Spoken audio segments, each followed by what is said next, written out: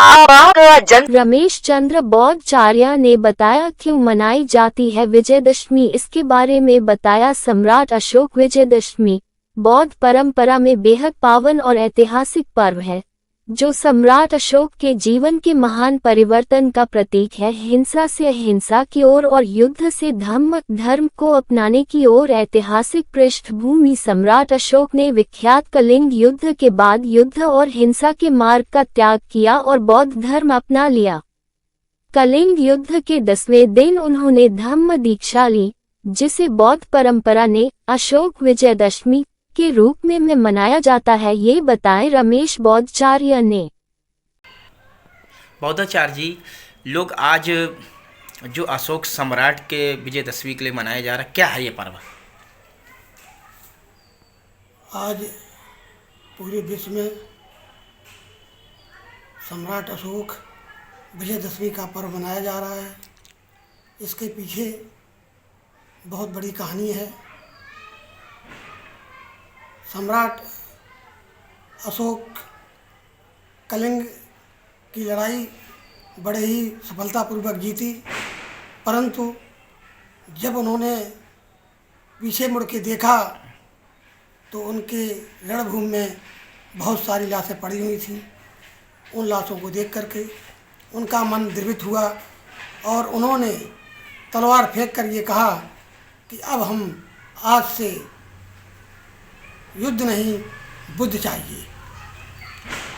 जब उनके मन में ये प्रेरणा घुसी कि हमें बुद्ध चाहिए, तो उन्होंने सारे हत्याएं करना बंद कर दिया और राजाओं पर बुद्ध के प्रभाव से प्रभावित किया। यहाँ तक कि उन्होंने अपने कई देशों में अपने पुत्र महेंद्र और अपनी लड़की को लंका भेजा। ऐसे कई देशों में अपने बुद्ध के प्रचारक को भेजा, तब जाकर के ये उन्होंने अपने दिल में शांति प्रदान की। परंतु देखा ये गया है कि अशोक सम्राट को जो आज विजयदशमी के रूप में मनाते हैं, उसका दूसरा कारण ये है कि सम्राट अशोक के नाती पोती पोता जो कभी 10वें राजा थे, उनका नाम बृहदत्त था। तो उन बृहदत्त को पुष्यमित्र शुंग ने शास्त्रालय में जाकर के हत्या कर दी और चूँकि 10वां राजा था, इसलिए बृहदत्त को जो है उन्होंने पुष्यमित्र शुंग ने रावण के रूप में बताया कि रावण के रूप में इसकी हर साल रावण वध किया जाएगा। यही कहानी प्रचलित है, लेकिन अन्य कई कहानियाँ प्रचलित हैं। यहाँ तक कि अशोक ने इस दिन धम्मचक्र प्रवर्तन किया था, देश विदेशों में धम्मचक्र का प्रचार प्रसार किया था।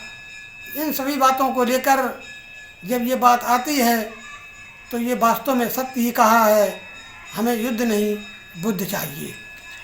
जब बुद्ध चाहिए तो फिर बुद्ध के मार्ग पर भी चलना होगा। जब बुद्ध के मार्ग पर चलते हैं तो हम ये देखते हैं कि इस संसार में दो ही चीज़ें सत्य हैं, पहला जीना और दूसरा मरना। जीवन और मरण दो ही सत्य हैं। इनके बीच में जो चीज़ें आती हैं वो मनुष्यों ने अपने अपने स्वार्थ के अनुसार बना रखी हैं। यहाँ तक कि सम्राट अशोक ने इन सभी चीज़ों के बारे में सोचा समझा तो बड़ी बड़ी सड़कें, बड़े बड़े स्तंभ बनवाए, 84,000 स्तंभ बनवाए, सड़कें बनवाई, वृक्ष लगवाए, क्योंकि इन वृक्षों पर आने जाने वाले यात्रियों को ठहरने का स्थान भी बनवाया। जब ये स्थान बना दिया तो उनका राज्य और कई देशों तक फैल गया। हम ये देखते हैं कि बुद्ध को जो भी अपनाता है वो बुद्ध बने या ना बने, लेकिन बुद्ध से प्रेरित जरूर हो जाता है। ये 10 सिरों वाला क्या मामला है? अभी बता दिया हमने। 10 होने का मामला है कि बृहदत्त 10वां राजा था। क्योंकि 10वां राजा था तो 10 शेष हुए, और उस 10 शेष वाले बृहदत्त को उन्होंने रावण की संज्ञा दी है। ये है। और जो ये रावण जलाया था इसको क्या कहा जाता है फिर? किसी भी देश में चले जाओ, कहीं भी चले जाओ, हमारे लंका में देश चले जाओ, अन्य कहीं देश में चले जाओ, अगर ये पूछा जाता है कि क्या लंका में रावण था, तो लंका में रावण नहीं था, पैदा ही नहीं हुआ है, काल्पनिक है। राम काल्पनिक है, रावण काल्पनिक है। राम काल्पनिक का रूप क्यों दिया गया? पुष्यमित्र शुंग को ही राम का रूप दिया गया और बृहदत्त को रावण का रूप दिया गया। और पूछो। ये आज जो इंदिरा नगर पार्क में सब लोग जा रहे हैं, उसको कुछ कहना चाहेंगे आप 2 अक्टूबर के दिन? आज सभी लोग इंदिरा नगर पार्क में, गौतम बुद्धा पार्क में संगठित होकर के इकट्ठे हो रहे हैं और वहाँ पर जो है बुद्ध की प्रेरणाओं से प्रेरित होते हैं तथा अशोक के जो है कौशल से भी जो है प्रभावित होते हैं, इसलिए जाते हैं और जाना भी चाहिए, क्योंकि बौद्धों का यही एक मुख्य त्यौहार है और त्यौहार के रूप में उसे मनाते हैं, इसलिए हम वहाँ जाते हैं। और वहाँ जाने वाले लोगों को भी मैं बहुत बहुत साधुवाद देता हूँ और मैं उनसे उम्मीद करता हूँ हर साल इससे ज़्यादा संख्या में बढ़ाते हुए संख्या में चलें। और एक धनीराम पैंथर जी ने आज जो ये रावण का यात्रा निकाली, उसमें निकाला रावण नहीं ये कथागत, क्या है? कुछ ऐसा कुछ बता सकते हैं इसमें क्या है? रावण के बारे में निकाला है कि रावण नहीं ये तथा क्या कहा है, रावण नहीं ये तथागत है। हाँ। उनका कहने का मतलब है कि लंका में उस समय रावण और सावण तो कोई था नहीं, वहाँ बुद्ध बौद्धिस्ट था देश, तो तथागत बुद्ध थे, तो तथागत बुद्ध के ऊपर ही उन्होंने पूरा फोकस कर दिया कि तथागत बुद्ध को ही सब लोग माने। आज वो यात्रा लेके कहीं बाहर भी जाते, कहाँ जाते होंगे? इनका क्या कुछ है? कौन? धनीराम पैंथर जी।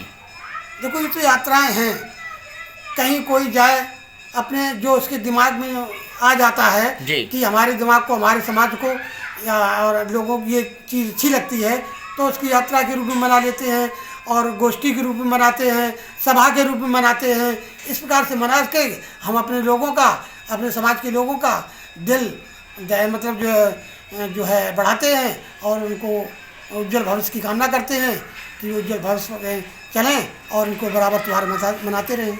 रमेश बौद्धाचार्य जी, आज का दिन बड़ा पावन है, आप उस पर कुछ कहेंगे आज सबके लिए? वैसे देखा जाए आज का दिन पूरे विश्व के लिए एक सीख का दिवस है। वो सीख ये है, अगर पूरा विश्व ये ठान ले कि हमें युद्ध नहीं बुद्ध चाहिए, तो ये निश्चित है कोई भी देश किसी भी देश पर हमला नहीं करेगा। कोई भी देश किसी भी देश पर हमला नहीं करेगा और ना ही किसी भी देश के प्रति उसके का नाम बुराई के लिए सोचेगा, बल्कि ये सोचेगा हम मिलजुल के रहें, सभी देशों का भला हो और एकता के सूत्र में बंधें, और सभी लोग एकता के सूत्र में बंधने पर ये भारत देश की तथा अखंड भारत की या पूरे अखंड विश्व की एकता अनेकता में एकता ही जो है समन्वय में, एकता के समन्वय में या एकता के सूत्र में बंधना ही मानव कल्याण का, मानव समाज का कल्याण है।